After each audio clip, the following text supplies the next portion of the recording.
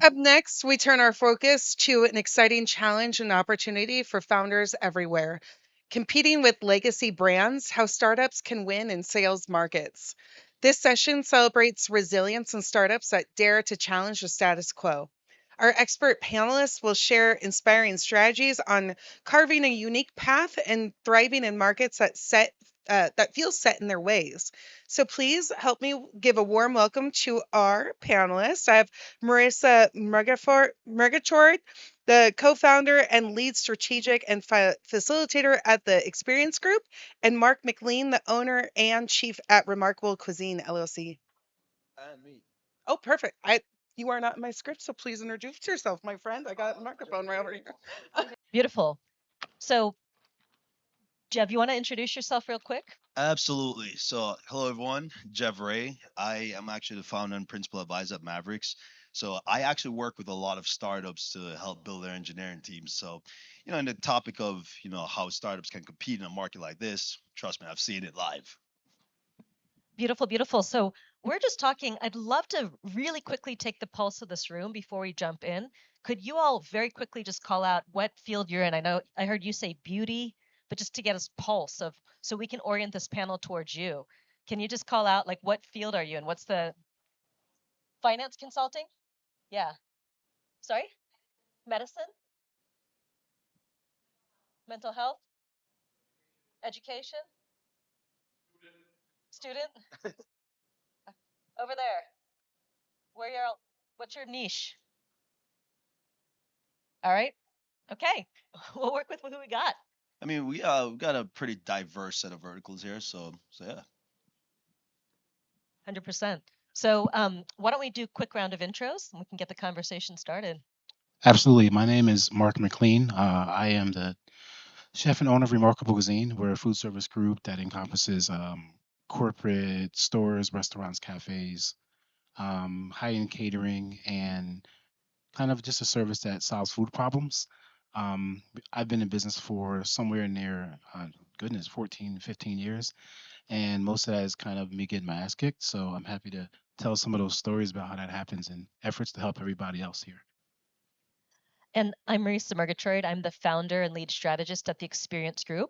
And we help design customer journeys that convert visitors into buyers and buyers into raving fans. And how do you really differentiate from other, businesses that are leveraging AI to just automate everything and make a lasting impact so you can get to the top of a market pretty quickly.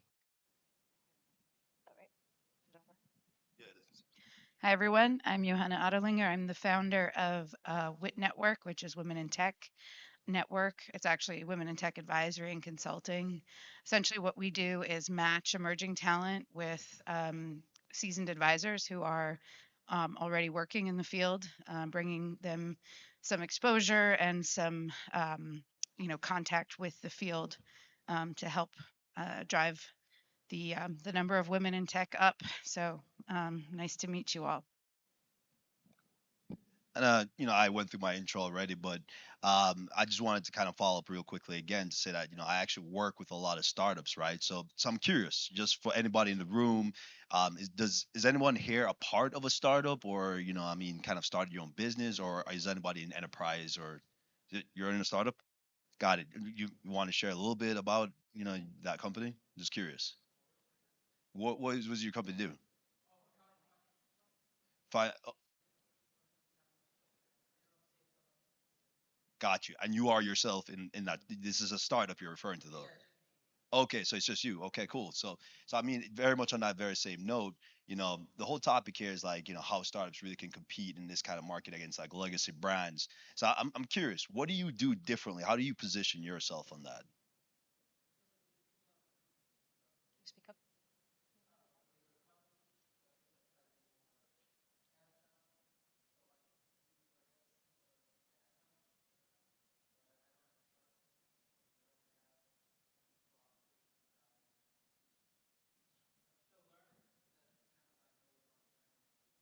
And how many other people are just solopreneurs? Like your business is just you? Yeah? Okay, beautiful. Now, how many of you have more of a company or an enterprise with 5 to 10 staffers? Cool. All right, excellent. Yeah. So I think one of the things in terms of that I've seen, and I've worked with helped almost 20,000 business owners launch, especially solopreneurs, and develop as coaches, as consultants, as service providers, is one of the, if I were to start from scratch today, I would say defining a micro niche. And most people don't go micro enough, but really considering where can you provide depth rather than breadth. So there's a guy who all he does is he changes 150-foot tires, and he gets called in and he gets paid $50,000 a pop to change gigantic tires. And I think so often, people enter the market and they're trying to solve a big problem. And when you try to solve a big problem, there's a lot of other people solving the same problem who may have more expertise, more credibility, more relationships, more access to tech and resources than you. And so the question I always like to ask is, what is the smallest possible micro niche? And a niche is really at the intersection of who you serve and what you do. And you can get more specific in three ways. You can get more specific with what you actually do, which is changing 100-foot plus tires, right? You can get more specific with who you serve. He didn't need to get more specific because he's so specific about what he did. And you can get specific about with how you do it, right? So, as a financial consulting organization, is there a group that you could serve and you could serve so well? And the reason to serve them so well is that you can be marketing in a way that it feels like you know their situation, you know their problem, you're in their minds, you know exactly what keeps them up at night. And for any of you using AI in your business, you see that context is king. So knowing the context that surrounds their business and being able to speak precisely to that will make them feel like you're the right person for them. It's like shining the bat light and saying, for the anyone who's got 150-foot tires, I'm your guy. And just to add to that as well, because Marisa, you make a really good point about really finding your micro niche. But my friend in the audience over here also made a pretty good point about being agile and being lean. Because while you're in that startup phase, you're realistically, yes, you're still kind of like in somewhat of a discovery phase. But because of that, you're able to kind of maintain a certain course where you have versatility in how you direct your business, right? Now, I've seen a few startups that have kind of gotten off the ground, but then the market changed, the landscape changed, and then they have to pivot. Right now, that kind of does create for somewhat of turbulence, really, and you're going to definitely be pivoting a lot when you're trying to find your micro niche and whatnot. But having that kind of I guess guided way to kind of pivot without breaking, kind of bend without breaking, if you will. That's something that you're going to kind of need in a startup arena, right? But I was curious, being that you have like worked with a lot of women in tech and emerging talents and whatnot, and you're introducing them into the market and whatnot. Are you actually introducing them to a few startups too? In that case, Yeah, I mean, a lot of the the businesses they work with are startups. So essentially, it's individual women who contract as tech contractors in multiple different fields, or they have a small advisory firm, on their own. So yes, they are being introduced to startups and to, let's say everything that is, that's new and dynamic. Um, I think maybe just one piece to the sort of niche market is also to think about that niche market's pain points. So, for example, if you have you have a market, a young market that is has very little time for, or has very little time in general, right, to spend on any kind of application, any kind of UI. Really looking at making it simple, making it user friendly, making it something that's understandable, and addressing that, what we just spoke about with the user experience, making it something that makes them feel smart, makes them feel good, makes things feel easy.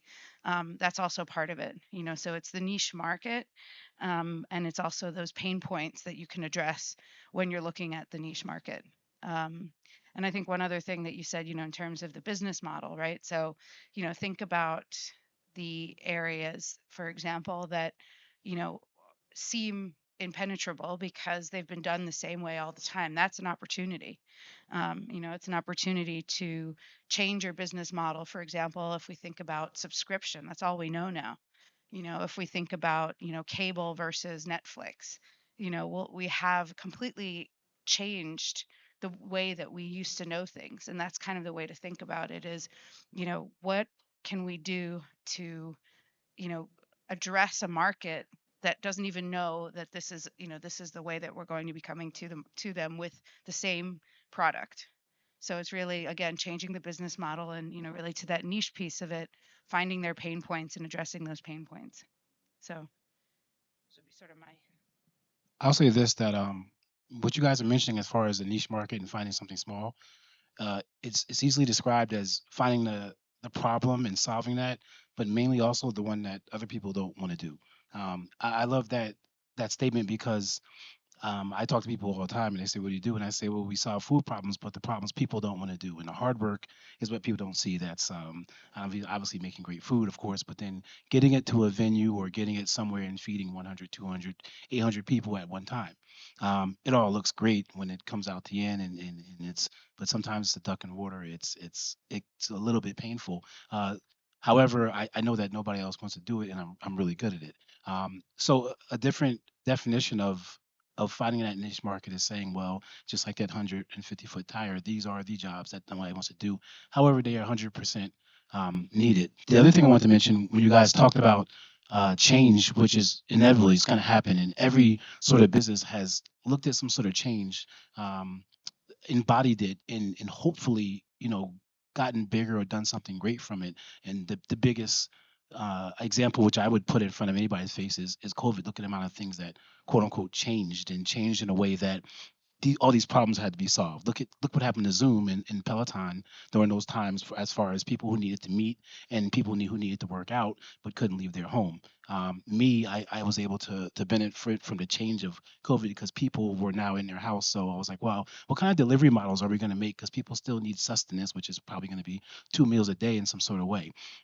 After that, the idea that nobody's in the office and then they come back renders empty office buildings or spaces, and then me as the younger person, as the smaller person, like some of you guys mentioned, was able to come up with a concept that brings in a a better, less expensive, and more agile answer to that question. And then what I do is I make it better. And then I imprint myself on, and I do take some things from the larger companies, which might be, say, a Cisco or something, food service provider that is in one of these big hotels, but I take something from them and then I do it better and I replicate and replicate. So a good talking point and a good speaking point, if you guys want to think about, is how are you doing in solving a problem that nobody else wants to do, and how are you doing it better? Beautiful. And one of the kind of systems beneath what you are saying is something called a value lever. So a lever is something that helps you kind of move disproportionate weight and kind of punch above your weight. What, what if you might kind of so if you want to kind of be bigger than you actually are, look at the ways that you can provide universally accepted types of value. So what you were saying about these market disruptors, for example, if you look at Uber, who came around and revolutionized the taxi cab industry overnight, what did they do? They made something more accessible, convenient, and easy. But they made it radically more accessible, radically more convenient, and radically easier to be able to just push a button on your phone, it finds your location. You don't have to even kind of plug in a credit card or deal with the whole swiping your card. It's so easy that it revolutionized everything overnight. That's one value lever. Another example is community as a value lever. And so what Peloton had done is nobody had ever made a community a part of home exercise equipment. They added that value lever. There's the value lever of performance enhancement, which is making something better, making someone better at something. There's completing projects, there's achieving goals, there's status enhancement, there's lowering risk, there's lowering costs, there's extraordinary experiences. These are all known value levers. And so if you can look at a particular industry and then see if you can apply one or more of these value levers in interesting ways to create a disruption that solves a bigger problem or solves a more specific problem, allows you to go deeper or do something for faster, quicker, easier, what have you. And with AI, there's a lot more opportunity to kind of create levers or even brainstorm what the disruption might be. One of the things that I've done with some of my clients is actually, how many of you have heard of blue ocean strategy canvases? which is looking at where is the blue ocean within your market, actually prompting AI to run a blue ocean strategy canvas within your market on all the other kind of relevant competitors. So you can say, here are the top 5 competitors in my space. I want you to use the blue ocean strategy canvas model to analyze what are their strengths, what are their weaknesses and vulnerabilities, and how I, as a one person financial advisor, might come around and disrupt that and actually brainstorm using known tools, but applying them in your particular space. And then applying, say, some of these value levers alongside of it and coming up with kind of a way that you can disrupt. But even within that, it takes about 3 years to find a message market match and to not be too attached to how you want to go to market and allow yourself to evolve with the direct feedback that you're getting from the market to find that sweet spot where people are willing to hand you fistfuls of cash because you're doing something that nobody else is. A couple things you had mentioned there, funny enough, that there's so much opportunity for somebody to actually start, just a business these days, right? I mean, beforehand, you'd really have to kind of hit the ground, kind of first of all figure out your ideal, right? After you figure out your ideal, now you go pitch for funding or get a business loan or whatnot, and everything kind of comes together after you build a team and whatnot, right? But it's never been easier than now to actually just sit down, have an idea and turn that ideal into a business, right? But also scale it as well, because besides the various value levers that you were actually mentioning there, something that I've seen with a lot of the founders that I work with as well is how well they're able to leverage AI to really just kind of accelerate everything that they're doing. And I mean, we all hear about like the that one person like unicorn, like a one-person billion-dollar company. It's going to be a thing eventually, right? And somebody's going to eventually crack that code. But I don't think it's going to just be one person. I think it's going to be multiple companies like this, where you see multiple startups just kind of come out of nowhere, identifying micro niches and identifying ways to really monetize whatever the ideas they've really come up with.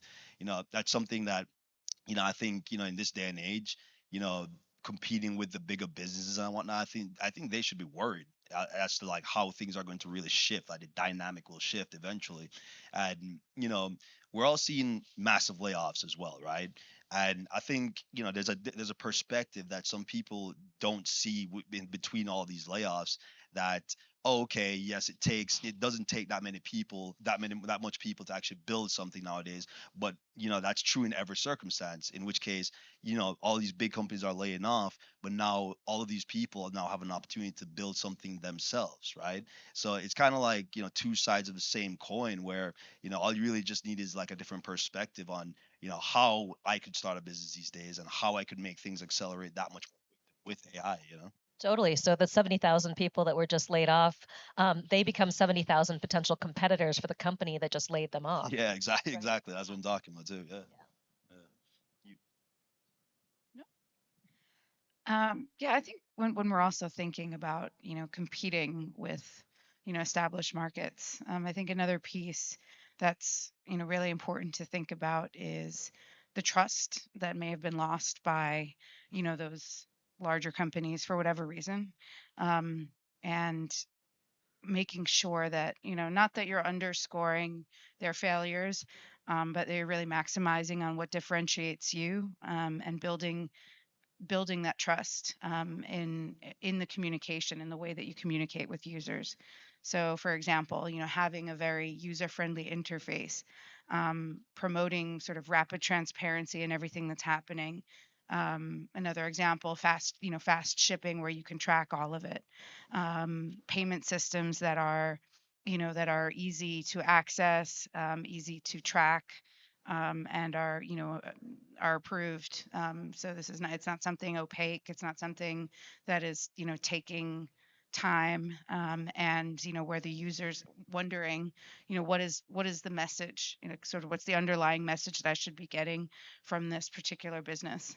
So I think it's the communication and really driving the trust through that communication that's really key to differentiating, in a market that is saturated. And again, looking at those niche pieces and their pain points through the communication that you're allowing, you know an interface, whether it's a call, whatever it is that you're doing, that you're doing it in a way that differentiates yourself from the standard and the larger competition. Well, Yeah, well, I'll say one thing about that. You mentioned being able to affect the customer differently, which is so important even outside of tech. People don't understand that the customer, the consumer, everyone you have is a glorious statement in itself because it means that you're doing something correct. One of my mentors said to me, he says, maybe it wasn't a mentor, maybe it was like Steve Jobs, but he was like, listen, like you can never devalue a customer. They are the people that are paying and they believe in you, and every receipt that they take from you is a contract that you've executed with them. So one thing that large businesses, let's say very large businesses, don't have to do or can't really do is talk to their customers. As a matter of fact, they spend a lot of money trying to. I'll go back to the food and beverage land where the amount of people that put on receipts, hey, if you guys send a rating or give us your feedback, we will give you some free French fries or whatever that might be. And it's because they're literally trying to get some sort of customer feedback and recognition, and in fact that how can we get back down to the micro level and figure out what we're doing wrong because that's what you want to know, not exactly what you're doing right. To go back to your example, you said not only can you provide a better price, you probably know your customers, and your customers say that I'm sorry, I don't know your name, but when he shows up, he's going to get our accounting done in a personal way with a better price, and he cares. That's what it comes down to. He cares more, and it's not that the big companies, large companies don't care. Is that at some point they can't. You know what I mean? They have too much going on, and things become a little bit more macro for them, and they are running their systems and thinking years out. You know what I mean? And they're probably also figuring out how to lay off people. um in my industry, in what it means is that if I can still say to somebody, and this is in a corporate building, who comes out for lunch every day and say, what does your office need? Where are we missing? Does our salad bar not have enough, I don't know, yellow beets for you like they had at lunch? And what can I do to fix that? That little bit right there might change the difference from somebody saying, don't go down to Fresca Cafeteria, or do go down there, and those little points like build loyalty, build value, which is huge, and build your brand. And then they make you somebody that is the larger company is going to look at and say, that's something we got to do.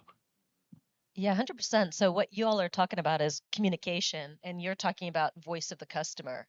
And there are different types of storytelling to leverage. And I think that as more people are using marketing, AI for marketing, it's becoming like generic, communication. So the storytelling, there's actually four types of stories. And what you're talking about is what's called a pain point narrative. And some of the kind of birth of modern day advertising in the 1950s, if you look back at the old school um, kind of advertisers like the Mad Men, Claude Hopkins, for example, originated. He brought toothpaste to the world, and had to sell people on a product that they didn't even know that they needed. So it was really gross. Up until the 1950s, nobody knew that they needed toothpaste. So he had to tell the pain point narrative to the world for the first time to get people to want to use toothpaste, right? And so in marketing, the stories to tell are the pain point narratives. A lot of people jump into marketing telling the story of their solution. But in marketing, you need to meet people where they're at by telling their story and connecting to their pain and then bridging people to your solution. And then the other stories that are really powerful, first, it's to know their story. And the best way to get to know their story is to actually talk to them. And I've got a good example of that in just a moment.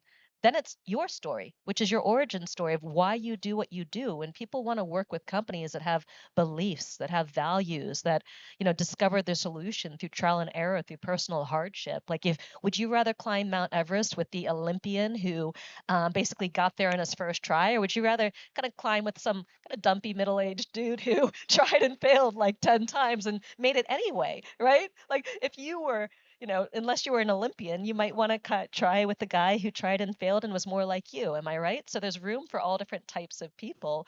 As well, in all different types of businesses, and to share that vulnerability. Then there's a global stories to connect into, how your product meets this exact moment in time. It's a solution for the exact market conditions and the exact challenges people have now. And then they're the stories of your actual clients and their successes and their transformations as well. And those are things that can't be replicated by AI because they're based on your life experience, your direct experience with your clients, your knowledge of your market by going out there, knocking on doors and talking to them, and also your knowledge of what's happening in the world.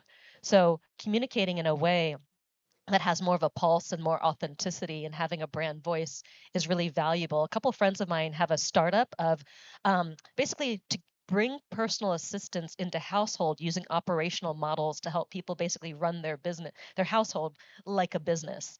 And they've entered into 50 cities in just a matter of months. And they tell me that they've gone and they've talked to these families with children who are basically in survival mode. The family's falling apart. The kids aren't getting the love they desire because the parents are navigating jobs and waking up at 3 in the morning to feed and clean and do all the different things. And to be able to tell that story when advertising the solution for personal assistants that are trained and ready to go in operational models that don't need oversight to be able to step in and run your household and bring, connection back to the family, being able to talk in their voice. They've learned so much because if you're not your own target demographic, you need to know them intimately. You know, something that I wanted to actually point out as well, that when you're actually getting started up, right, when you're actually actually getting your first few customers and whatnot, and on the topic of communication and getting that customer feedback and everything else, you can actually be very engaged with them in those moments, really kind of define furthermore what your product is going to be as well, what your service is going to be as well. That feedback can be really critical to actually like identifying how best to kind of position yourself in the market too.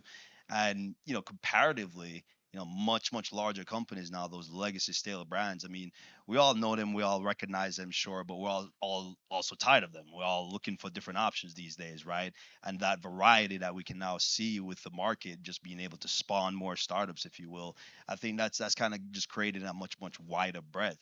And then now with these individuals, when they can engage with their customers in such a kind of like meet them where they are kind of place, you know what I mean?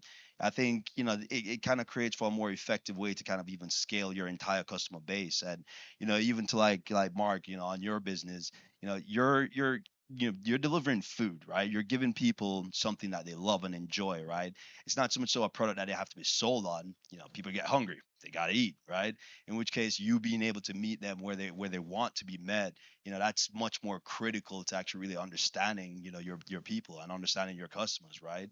So I mean, me personally, like in my startup, my clients, yeah, I really have to, sit down and engage with them and really understand their businesses.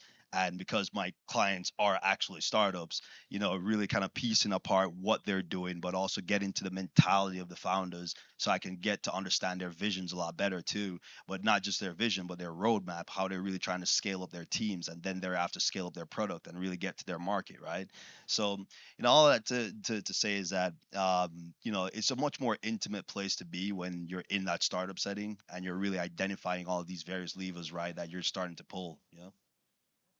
Yeah, and have you all seen that viral meme of the McDonald's CEO eating a bite of his own hamburger that was all over the internet? And he's like, you know, this guy, It's like, so he's good. yeah, so good. It takes this tiny little bite, and then he's like, I eat McDonald's every single week, and everybody was all over the internet being like, the dude clearly does not eat McDonald's at all, and he could barely bring it on himself to take a bite of the hamburger, and this was everywhere. Go ahead. It's I mean, it's funny because you said earlier about the type of advertising. The reason that should have worked is because it was taking the top person at McDonald's and saying, "Hey, try our new burger. It's so delicious." It failed, right? But it ended up being a big rubber band effect for every other fast food company, to their CEO to say, "Hey, I'm gonna take a bite." I mean, even Costco's CEO said, "Listen, let's get this Costco hot dog in front of me," and then he went to bolster it by saying this price will never change. You know what I mean? Like to see something go flat, but then to see how it developed, changed, and then to make the best of it is pretty funny. Have you guys ever seen the basically the fireback wars between like Wendy's and somebody else? Like all they do is just shoot each other down about small things, like Chick-fil-A not being open on Sunday. Anyway, that to not to talk about the big brands too much. My restaurant is a fun burger joint. We have a fantastic burger. It's one of the best that you'll have in your life. And we were talking about like, hey, why don't you just take a bite one day? And I was like, absolutely not. First of all, I got to taste this weekly because I care, right? And I care about what product we're putting out and things like that. The second thing is that I'm still small enough where when I do tell my story and the reason that this started and all everything like that, it makes sense and it still goes back in that circle where I'm capturing value customers and I am hopefully saying that to somebody big like McDonald's, I'm coming for you. I love Yeah. that. And I actually want to ask you a question that I asked you last night at the bar, which is where the best conversations happen. You talk Absolutely. about these CEOs that are mocked because they're so disconnected from not just their own products, but from the people who might be using their products on a regular basis. So I asked Mark, if you were to make a perfect meal, say for a client, what would you actually do? And he said, if I sat you down with your husband and your whole team here, this is what I do. And I want you to just share this because listen to his passion, listen to the way that he's thinking about this, and then think, is this what you're hearing from restaurants that are just buying all of their, you know, product from Cisco and, trying to give you the cheapest product or the fastest product or whatever else? Well, I hope it comes out verbatim, but the point I wanted to make to her is that like I can't tell her what she would make for me because I care about what she wants and her team wants and what she wants to put forward. And then I would take that idea, whether it be I think you mentioned 5 courses, but I would take that idea and then from that baseline I would then create the quintessential perfect menu for that. So the idea is that in somebody in my position, I don't need to simply say, "Hey, I'm going to cook you what I think is the best." I'm going to take what you want. Um, Figure it out and then put that back in a way that makes sense. So I think we got on topic of scallops, right? And I said the reason I will always suggest a scallop is because of the just the methodology on how it works. First of all, it could be raw, it could be seared, it could be, just delicious all over the place. So it's the quintessential perfect protein. But the other part is that somebody was like swimming through the ocean one day and like saw this shell and they were like, well, what is that? Let me open it. Why I opened it? There's a scallop in there and we can eat this. It's going to be, absolutely fantastic. And what it comes down to is that I just care too much. Like I care too much to give the simplest answer of I'm going to make you some filet mignon and it's going to have a bertollet sauce and this and that. It's more so that like I'm going to affect you and find your senses to make sure that your mouth is happy in so many ways that you're going to talk about this meal and this service for at least another year. And you're going to tell 3 friends, they're going to book me, 2 more are going to tell 3 more for after that. And all of a sudden, I've opened up this exponential route to not only her network, but to be able to be myself booked for many, many times over. I've built a client But base. but I think that's also, that's the voice of the customer, but that's also showing the empathy that you have. And I think that's something that is, you know, regardless of who the customer is, no understanding that there's empathy there, that there's an understanding, and that there's also the the will the willingness to listen and to find those channels to listen to what they want. I think is really remarkable in the way that some of the smaller businesses can overtake some of these, larger existing organizations. Again, really showing that empathy and having those that open ear through different channels. Absolutely. It's pretty funny because every now and then I just end up at like a chain restaurant and somebody goes, well, why are you there? And I'm like, well, because they have something. Like something here is allowing them to win. But what they have is science. They put science behind their menu design. They put science behind their products that are selling. They put science behind the bread so that when you sit down, it's given to you, and then you eat that bread, and it provides a certain spike, and all of a sudden you get hungry. But I think I was listening to you the other day, and you were literally, I think it was you were talking about when something meets like a loop in say like a call system or something like that, and all of a sudden somebody gets frustrated, and like you got 2 times. Is that what you said? Like and when that happens, like the second time, and I think we've all been there. You're like, I'm not, send me to a person or lose me forever. You know what I mean? And then that personal aspect is gone because zero no longer works. Zero used to always work. Zero no longer works. So now you're stuck in this AI loop. You can't get to where you got to get just so you can change the shipping address on whatever you might buy. And what's happened again is that that company is now losing a customer, is now losing somebody because of one 30-second failure when somebody put a call in and it didn't go through. Yeah, so 35% of customers are lost because of one negative interaction, and 85% based on just 2 to 3. And so, what I heard in your answer that I thought was really amazing is you mentioned agility, like was your benefit. But the truth is that agility is a characteristic that you have. It's not actually a benefit for your customer. But when you turn agility into a benefit, it's because you're saying, well, I'm going to, ask you these 5 questions, and based on your answers, I'm going to create the perfect, say financial reporting, monthly reporting structure designed specifically for you. That's where agility becomes a benefit to the customer rather than just some quality that you have. And what I heard in your answer too was agility phrased as a benefit of the customer. So the perfect 5 course meal isn't what I want to cook. It's what you want to eat and the experience that you want to have. You go to one of the 10 Gordon Ramsay restaurants in Vegas and he's going to give you the beef Wellington, right? But you go over here to Mr. Mark and he's going to be like, what taste sensation do you want over 5 courses? I want to give you land and sea and, all the different elements, right? It's a different approach. It absolutely is. And what it comes down to it, like I said, is that I care, and I'm small enough to still care. I I fear the day that I won't be able to, but then I champion the day that I still have a staff that cares and that talks to the clientele and says, "Hey, since we care, what did we do wrong today, and how can we fix it? And how can we retain a customer? How can we gain a customer? How can we find another customer and then repeat and do it again through the correct systems and processes that we create?" Yeah, and it's that curation of service that you're really describing there that really cuts through the noise, because, when you really think about, how you're engaging in that way, right? Like when you were describing that example, it's like, I'm not just going to come out here and just tell you I'm going to make you a filet mignon. You know what I mean? Like you're taking the time to really consider, how best do I even approach this customer versus another customer, right? You're taking the time to really consider, what this person is really looking for you to deliver for them, right? And that once again that curation of that service kind of creates another element of like exceptional nature of your business. And when I say exceptional, I'm not just talking about your business being amazing. I'm talking about it being exceptional from the rest of the larger legacy brands, right? You become that exception that somebody is like, say for example, goes to McDonald's, like, oh yeah, I went to McDonald's, got food. It's like whatever. It's like a second thought, right? But then they go somewhere like you're a restaurant and they're like, oh dude, like that experience, like you wouldn't believe it. You know what I mean? So, and again, that kind of ties back to how well you're able to like just curate that service and that experience for each individual. And I mean, when you're scaling, that's not always going to be the case that you can give every single person that level of detail and attention and whatnot. But in that initial stage, that's really how you kind of set the tone for your business and set the tone in your personal market there. Yeah.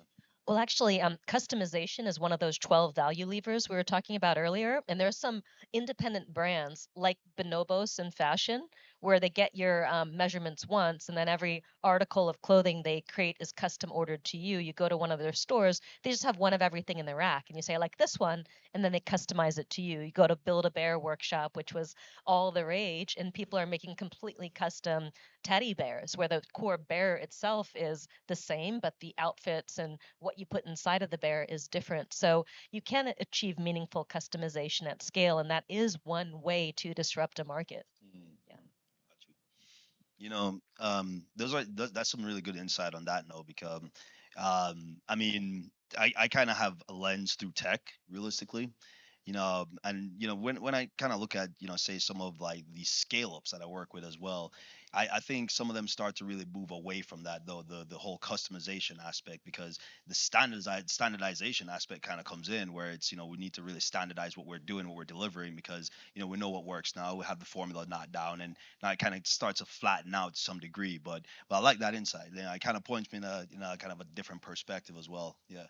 And there's multiple levels of customization. There's perceived customization.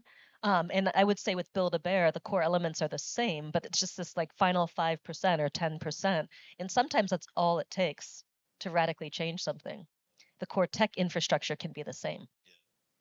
Yeah, I was just gonna say, I was just thinking about this right now. Actually, I was listening to everyone, and I think there's certain things about the creative process and being some, having some unique, selling point, beyond empathy and beyond, finding the niche market that is a little bit like don't sort of mechanically follow these steps that you're supposed to be taking because you might miss the opportunity to find something amazing, that is actually the next best thing.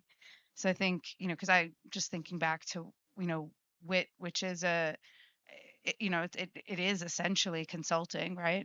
For the end user, for the end customer. But the model itself is looking at, is looking at emerging talent and having women, younger women, gain exposure to the market. That's something that wasn't done before, and so I got to that point by just saying like, why do I need a consulting company? Why do I need to have employees? And I think, those were some of those points where you kind of, I don't know, to use an example, maybe, you almost like you get sort of stuck on a thorn, that makes you actually rethink something and change your course. And I think that that is sometimes, the best thing, the best way to go about it, and not just automatically follow what you're supposed to be doing. And of course, there are frameworks, to follow, but I think sometimes part of being a unique, or having that unique selling point is being creative, and you have to leave room for that in the thought process. So that's just, something I was thinking about as we were talking about, the empathy piece of it, the human centricity of it, and really listening. So Well, what you're speaking to is really this notion of personal alignment. And I think ultimately the best business and the best business model is the one that you want to run for the next 5 to 10 years. And I think people forget about that and they think that they have to make trade offs that they don't want to make in order to have a successful business. So, this idea of saying, I don't want this and I don't want that, and then using that to unleash your creativity. So, how do I build this in a way where I don't have to do this or this? One of my clients is a retired project management expert. And he said, I don't want to build a massive email list. I don't want to have to take care of a big team. I want to be able to take off 3 months a year. And he had this whole list. I want to enjoy my retirement, which is a time where I just get to do whatever it is that I want. So he came up with this idea of a digital duchy. And a duchy is the smallest sovereign state, and like Duchy of Luxembourg, right? So he wanted to create a digital duchy, which is what is the smallest minimum viable business that I could have that would allow me to enjoy all these aspects of my life but have these certain things that I just don't want to do. He's like, I'm an educator. I have this legacy I've learned from great mentors. I want to pass that on to other people, but I don't want it to consume my life. And I think that having personal alignment allows you to come from that place of being lit up and passionate about what you do and, even though business is hard and sometimes you have to make certain concessions or learn things that are uncomfortable and get out of your comfort zone in order to be successful, if you understand what are your non negotiables and build an alignment with yourself so you remain in integrity and congruence with yourself as you build, you're a lot more likely to succeed. That was amazing. It's so well said because the idea that you're going to start something and it's going to allow you to work less is absolutely crazy. Especially if you want it to be something that works and you feel so great about it. I know that because of my passion, I've stayed at work way too long because then after I'm done following my passion, which is maybe creating a recipe or a menu, I still probably have to fix something. So integrity also is such a big deal because people do something without you automatically can see. I have this notion, this idea that more businesses do what they don't say they're going to do versus they do. And then the ones that do what they say they're going to do are usually people like that are in here or that are over here and that are taking the time to take their passion and take pride in the product and what they're putting forth. My friend over here that said you were running the accountant company, I want to just talk really quickly because I have a fantastic bookkeeper who probably literally saved my business, but she does not deal with restaurants. And then what she saw of me as a challenge. She was like, "You have these different revenue streams. You have great contracts.